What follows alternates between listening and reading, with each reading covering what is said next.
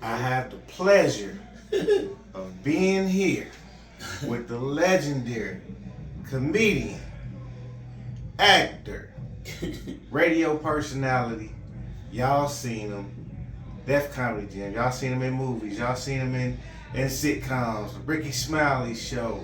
Tyler Perry's Assisted Living. We got the legendary Mr. J. Anthony Brown right here. How you doing, man? We doing well, man. It's an honor and a pleasure to be here. Great show. Thank you so much, man. Hilarious. What an honor it is to be here right now.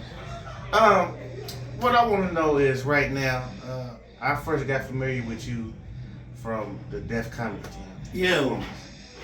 That's like 30 plus years. Yeah, man. And it's still funny to this day. Funny. I've only watched it maybe twice. It's still funny to this day. And what I want to know is how have you been able to still stay relevant and keep that same energy and just still stay relevant for so long? And first of all, it's a blessing from God. You know, be blessed. A lot of people my age who want to do what I'm doing, and they're probably not given the opportunity. So I've been blessed and given opportunities, you know, from starting out to do radio in LA on the Stevie Wonder station. Then from there, I went to the Tom Joyner show, writing on the Arsenio Hall show, writing for Robert Townsend, wrote with Steve Harvey, and been on the Tom Joyner show and the Steve Harvey show. So I've been blessed. Now I'm on Assisted Living, the Tyler Perry show. It's been a blessing because I'm telling you, it wasn't planned. It wasn't that, oh, I'm going to do this and I'm going to do that. It just, good things started happening to me, and they just, at this age, they'll continue to happen. Continuously happen. It's a blessing. It's a true blessing, and I know it. You know, I mean, we all know people that have said, when I grow up, I'm going to be this. I just wanted, when I started doing comedy, only thing I said to myself, because I was a tailor, I was making clothes and doing alteration, I just said, I'm going to be good. And that's all I focused on. I wanted to be good. And never focused on, I'm going to be rich, I'm going to be famous, I'm going to get this job. I just said, I'm going to be good. When was the moment that you decided, hey, this is what I want to do? Probably at a young age. You know, I've always liked comedy. I've always wanted to be around people who made you laugh. You know, just like relatives or something like that.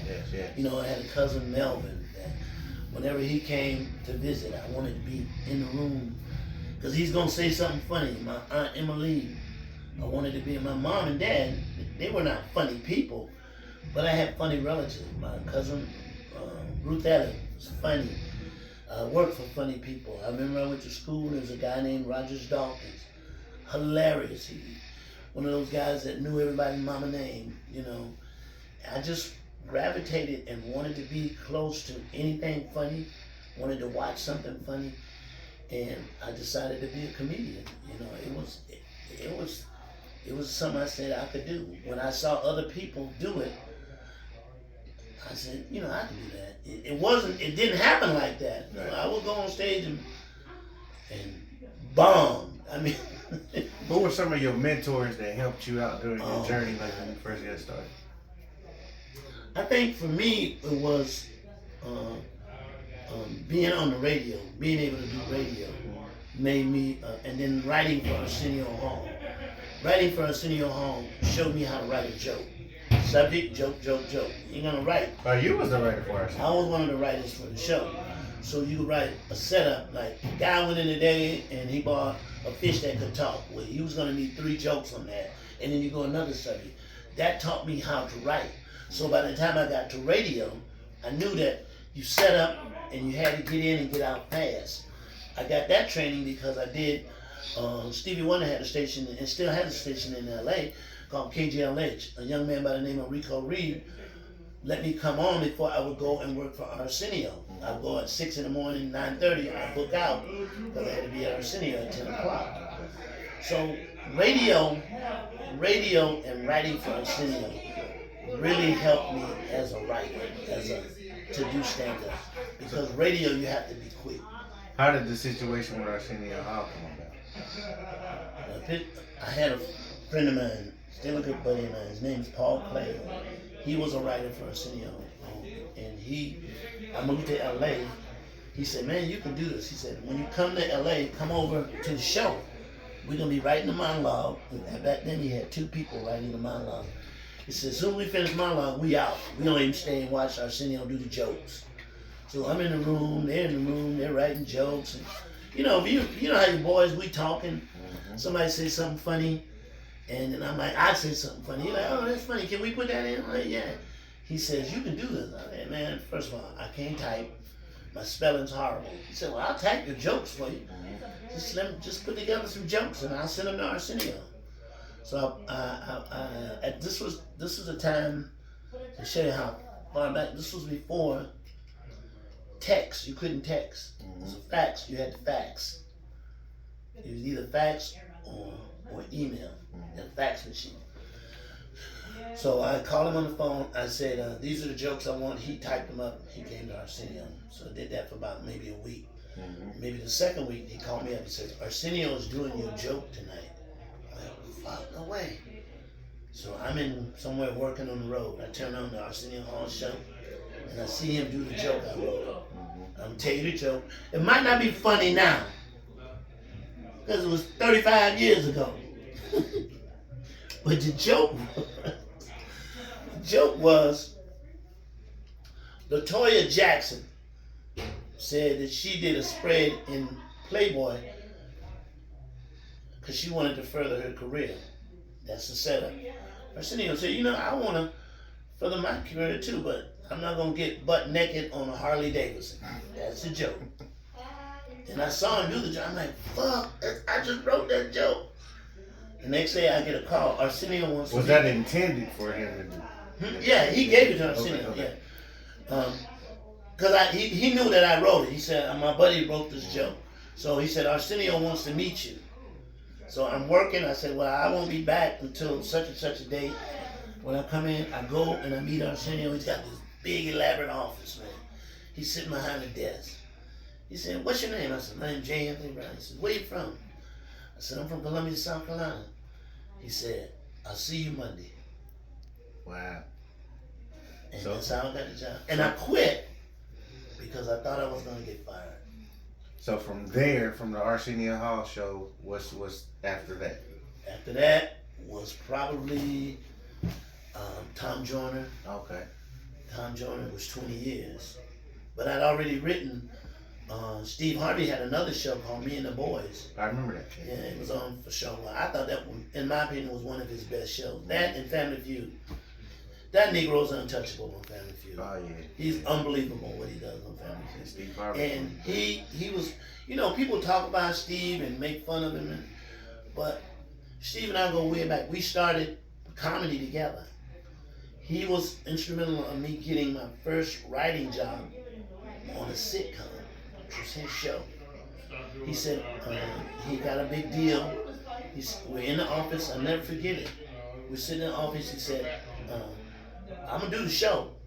But if you don't take these 2 guys, it was me and another buddy, Rashawn McDonald. He said, if y'all don't take them, I'm not doing the show. He didn't have to do that now. Wow. But he stood up for me. He hired me a bunch of times to do other stuff for me. Really? So with that, that's the respect I have for him. So that's how I got writing on television shows. Oh wow. Okay. Okay. So would you say that your Def Jam performance? Would you Def say Jam changed my life. That's your biggest. That was your first big moment. Was that the introduction Def Jam of? Changed because I did that joke. Watch Out There Now. That's the introduction of Watch Out There. That was where Watch Out There Now came from. Def Jam. I had been doing it in clubs, and it came from a white friend of mine took me to a hockey game, and when he took me to the hockey game, we were crossing the field, and this black man would come in this way, and he said, "Hey, young fella, how older guys speak. I got it." And I'm like, I was talking to him and said, "That's how we talk. That's how young guys are like, hey, what's up? What's up? You good? What's up?" But older guys are like, watch out there now. So when I did Def Jam, in the rehearsal, you had to have a rehearsal when you did Def Jam. And so you had to let them know your first joke you were going to do and what was the joke you were going to close with. So the joke I was gonna close with, all the comedians are sitting there. So this is gonna be my closing joke. Well, I'm up maybe fourth. The comic who had been at the early show did my joke before I got up. So I'm like, fuck. He stole your joke? He stole my joke. I ain't calling nobody's name. It's not important. But because that joke was taken, I said, fuck. I gotta put in something else. I put Watch Out There Now in. I watched that show twice. That was a freestyle? Hmm? That was a freestyle? No. Def Jam paid you, I think, $2,500. No, to Watch Out There Now. That was made up at the No, I had done it before. Okay. But I only put it in because it wasn't a joke I was gonna do. Oh, okay. It was I took it out, but once that joke, one of my jokes was taken from me, I'm like, I can't go out there, hey, this motherfucker stole my joke. Nobody knew who I was. So I said, I'll put Watch Out There Now. I put the Watch Out There Now joke, I put the Shaking the Kids, and I put the Hairspray. And those three jokes just blew up. Come on in, man. Oh, my bad. I wanted to say what? No. This is young comic. Check out yeah, I want y'all to talk to him for a minute. Yeah. Yeah, it's good to see younger guys who really want to do this because you know what it takes to do this. This shit ain't easy. Oh, yeah. Doing this shit here, making people laugh is not easy at all. It takes a different. First of all, the funniest people we know never go on stage. They have a fear because the scariest words in show business is "you next." So you got to go on stage and you got to make people you don't even know, different races, different nationalities. Like tonight, it was a lot of white people in there. Mm-hmm. So, and I always tell black comics, man, especially as a black comedian, play white clubs, play gay clubs, play churches, play any place you can play. It's just gonna make you better. You can stick with these black clubs for the rest of your fucking life and you're not gonna grow. You're not gonna grow as a comedian. You gotta spread yourself out. How do you make white people laugh? How do you make gays laugh? How do you perform in front of all women? How do you do churches? Now, I don't do churches because I cuss. So I'm not trying to clean my fucking act up for no church. So has cancel culture affected your comedy in any type of way? I'm still doing the same, but I'm not doing anything that's offensive. I'm not, I got political ideas and political views, but people don't want to hear that shit. They want to laugh. I can talk about me. What am I going through? And most of the time, what I'm going through, I'm 72. I got an audience that's 35 or 40 or up. They're going through the same shit. So we can relate. He's a younger man, so they know he can make them relate because the experience. I played an older crowd. I played a white crowd. I played a black crowd. I played gays. That makes you better. You learn how to maneuver depending on the crowd that you have. Funny is funny. Basically, people just want to laugh. They got in their car, they took a shower or whatever. They came to the club to laugh. And that's your job. Okay, before we get out of here, I want to ask you two questions. Give me the greatest of all times. I want two. Two of the greatest? Past and present. Oh my God. I got a list of comics that are, for me, that are, I think, hands down, Katt Williams is an amazing stand-up comedian. Katt Williams. Oh, Katt Williams. Females, I would go with Simone, Monique, Adele Gibbons, some of those white girls, I can't think of them right now.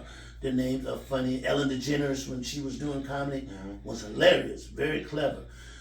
It's just a list of them. Seinfeld, just amazing. Jay Leno, you ever seen Jay Leno? Jay Leno could do 2 hours, leave the stage, come back and do another fucking hour. That's amazing. But right now, you give me Katt Williams, you give me Corey Holcomb. Corey Holcomb is crazy. Yeah. Is a beast.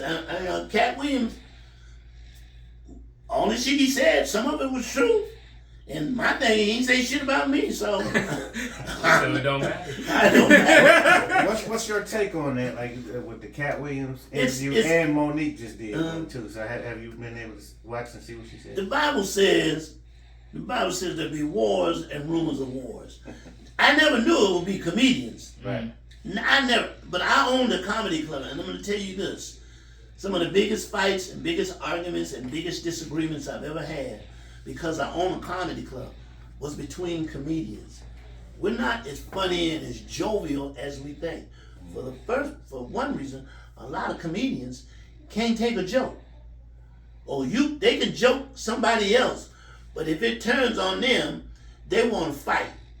So Katt Williams was saying what he said. Now everybody has a rebuttal.